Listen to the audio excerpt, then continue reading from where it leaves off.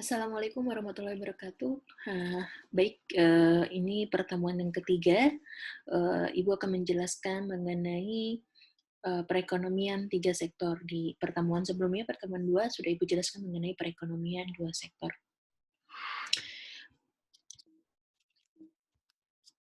Perekonomian tiga sektor, di mana perekonomian tiga sektor ini sudah ada campur tangan dari pihak pemerintah gitu ya, di dalam aliran pendapatan maupun pengeluaran. Jadi kalau kita bicara di perekonomian dua sektor itu belum terdapat campur tangan pemerintah. Sedangkan di dalam perekonomian tiga sektor di sini sudah ada campur tangan dari pihak pemerintah. Nah, bisa dilihat di sini pelaku-pelaku dari perekonomian tiga sektor sendiri yaitu terdapat dari perusahaan, pemerintah, dan juga rumah tangga. Nah, bagaimana aliran pendapatan itu terjadi di dalam pelaku-pelaku ekonomi ini, yaitu perusahaan, ya, di mana dari sisi perusahaan, ya, pembayaran sektor perusahaan itu ada dua, yaitu pembayaran kepada pihak rumah tangga, gitu, dan juga kepada pihak pemerintah. Ya, di mana pembayaran kepada pihak rumah tangga yaitu atas penggunaan faktor-faktor produksi yang diberikan oleh rumah tangga kepada perusahaan. Nah, pembayaran dari penggunaan faktor-faktor produksi tersebut yaitu berupa upah, sewa, keuntungan, ataupun bunga. Sedangkan pembayaran terhadap pemerintah, perusahaan melakukan pembayaran gitu ya, aliran pembayaran terhadap pemerintah yaitu berupa pajak perusahaan. Ya, oke. Nah, pendapatan yang diperoleh dari rumah tangga itu sendiri itu diperoleh dari dua. Itu yang pertama tadi ini adalah dari si perusahaan ya, atas penggunaan faktor-faktor produksinya. Kemudian si rumah tangga akan memperoleh ya pendapatan juga dari sisi pemerintah.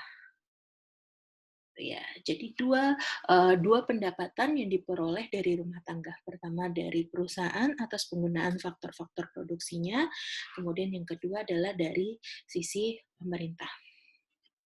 Ya. Nah, dari sisi pemerintah apa? Sama, gaji atau upah gitu ya. Oke. Nah, kemudian pembayaran dari sektor perusahaan ya. Sektor perusahaan tadi sudah kita jelaskan bahwa eh, dia akan membayarkan kepada pemerintah dan juga kepada rumah tangga, sehingga pemerintah akan memperoleh dua pendapatan dari sisi perusahaan maupun dari sisi rumah tangga, yaitu berupa pajak perusahaan dan pajak individu. Ya, pajak perusahaan dan juga individu.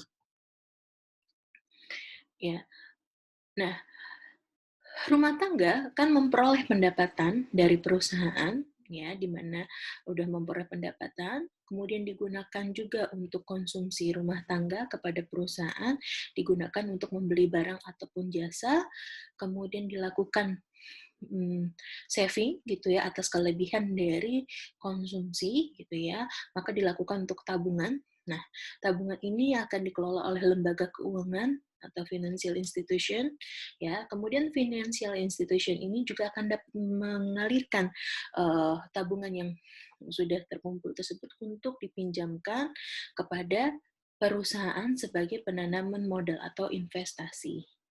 Seperti itu. Nah, sehingga ya, untuk rumah tangga sendiri pendapatan sama dengan konsumsi plus saving plus pajak. Ya. Jadi ketika si rumah tangga memperoleh pendapatan, maka akan digunakan untuk konsumsi, untuk saving, dan juga untuk pajak. Oke.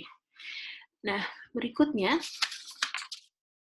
maka dalam hal ini bisa ditarik kesimpulan bahwa pengeluaran agregat ya atau pengeluaran agregat atau biasa disebut dengan AE sama dengan C plus I plus G, di mana untuk konsumsi, untuk investasi, dan untuk pengeluaran pemerintah atau government. Nah, bisa lihat di sini penjelasannya. ya tadi pembayaran kepada sektor rumah tangga sebagai pendaftaran sebagai pendapatan kepada faktor produksi, pembayaran pajak pendapatan perusahaan kepada pemerintah, maka rumah tangga akan memperoleh dua penghasilan, yaitu dari perusahaan dan juga dari pemerintah. Ya, dan pendapatan yang diterima rumah tangga Y sama dengan C plus S plus T.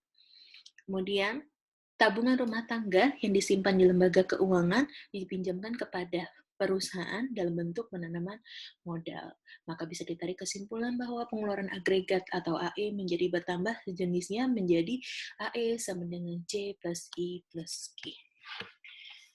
Jadi syarat dari keseimbangan perekonomian dua sektor ini adalah ya kelas bahwa keseimbangan perekonomian tiga sektor di mana penawaran agregat sama dengan pengeluaran agregat.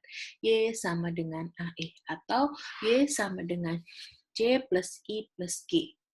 Ini dari sisi keseimbangan perekonomian dua sektor. Sedangkan dari pendapatan rumah tangga, di mana ketika memperoleh pendapatan, maka akan digunakan Y sama dengan C plus S plus T. Ya, maka berlaku keseimbangan pendapatan nasional sebagai berikut. C habis dicoret ya, sisa I plus G sama dengan S plus T, karena ini C persamaan yang sama ya. Oke, maka I plus G sama dengan S plus T.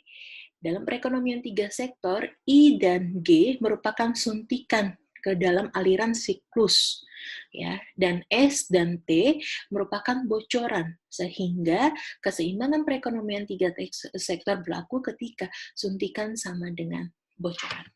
Oke, sekian dari Ibu untuk penjelasan mengenai perekonomian tiga sektor ini. Terima kasih. Assalamualaikum warahmatullahi wabarakatuh.